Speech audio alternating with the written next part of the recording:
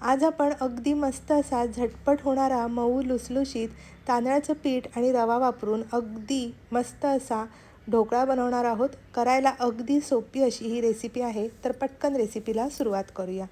तर इथे एक मिक्सरचं भांडं घेतलेलं आहे मी. त्यामध्ये 1 वाटी आपल्याला तांदळाचं पीठ घ्यायचं आहे. 1 वाटी तांदळाचं पीठ आणि 1 वाटी रवा घेतलेला आहे. आता यामध्ये थोडंसं आंबट असं आपल्याला दही घालायचं आहे. तर इथे मी दही हे अर्धी वाटी घेतलेलं आहे. 1 वाटी तांदळाचं पीठ, 1 वाटी रवा आणि अर्धी वाटी आपल्याला दही घ्यायचं आहे. ह्यामध्ये साधारण अर्धी वाटी पाणी घालून आपल्याला हे मिक्सरला छान असं फिरवून घ्यायचं आहे. तर आता इथे पहा, हे मिक्सरला मी फिरवून घेतलं आहे. आता आपण एका भांड्यामध्ये काढून घेऊया. हे मिश्रण थोडंसं अजून दाटसर आहे. यामध्ये आपल्याला अजून थोडंसं पाणी घालून याची कन्सिस्टन्सी ॲडजस्ट करावी लागणार आहे.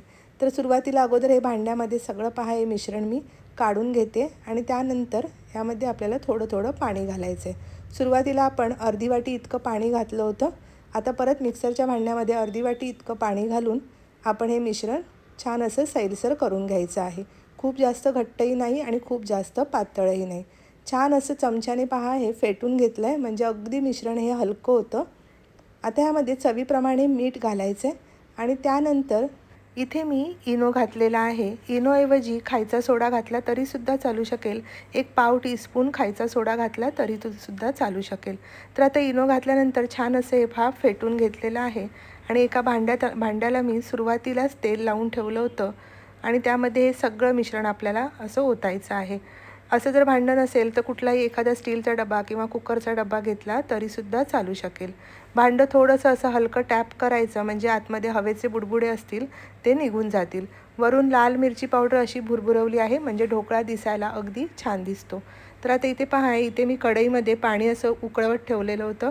कधी पण इडली किंवा ढोकळा करताना सुरुवातीला पाणी असं छान असं उकळवून घ्यायचं, म्हणजे इडली व्यवस्थित शिजते किंवा ढोकळासुद्धा अगदी मस्त शिजतो.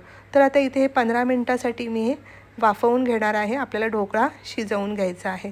तर आपला ढोकळा होतो आहे तोपर्यंत मस्त अगदी चटपटीत अशी चटणी तयार करूया. तर एका मिक्सरच्या भांड्यामध्ये ओलं खोबरं, डाळवं, जिरं, थोडीशी साखर, मीठ आणि 3 हिरव्या मिरच्या घेतल्या आहेत. एक 5-6 लसणीच्या पाकळ्या घेतल्या, थोडीशी कोथिंबीर आणि इथे पहा अर्धा चमचा इतका लिंबाचा रस घातला आहे, म्हणजे चटणी आपली छान अशी चटपटीत होते. थोडंसं पाणी घालून मस्त अशी आपली चटणी ही वाटून घेतलेली आहे.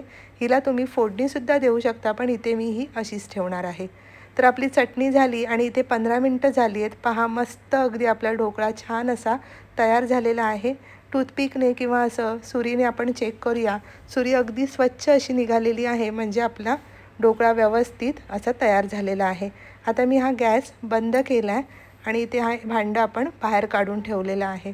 थोडंसं थंड झाल्यावर आपण ह्याचे स्लाईस करून घेऊया, म्हणजे कापून घ्यायचं आहे.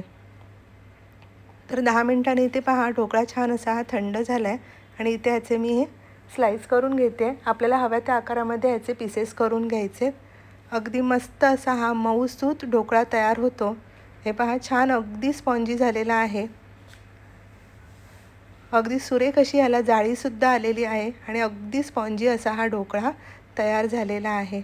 खूप मस्त अगदी झटपट असा हा तांदळाच्या पिठाचा आणि रव्याचा हा ढोकळा तयार होतो आणि आपली चटपटीत चटणीसुद्धा तयार आहे. हा पहा कसा अगदी मस्त असा मऊ लुसलुशीत असा आपला हा ढोकळा तयार झालेला आहे. मुलांना टिफिनमध्ये दिला तरीसुद्धा मुलं अगदी आवडीने खातात आणि अगदी सकाळच्या वेळेस मस्त असा हा नाश्ता आपला तयार होतो. तर तुम्हीसुद्धा नक्की अशी सोप्या प्रकारे हा ढोकळा करून पहा आणि रेसिपी आवडली असेल तर व्हिडिओला लाईक, शेअर आणि सबस्क्राईब जरूर करा. धन्यवाद.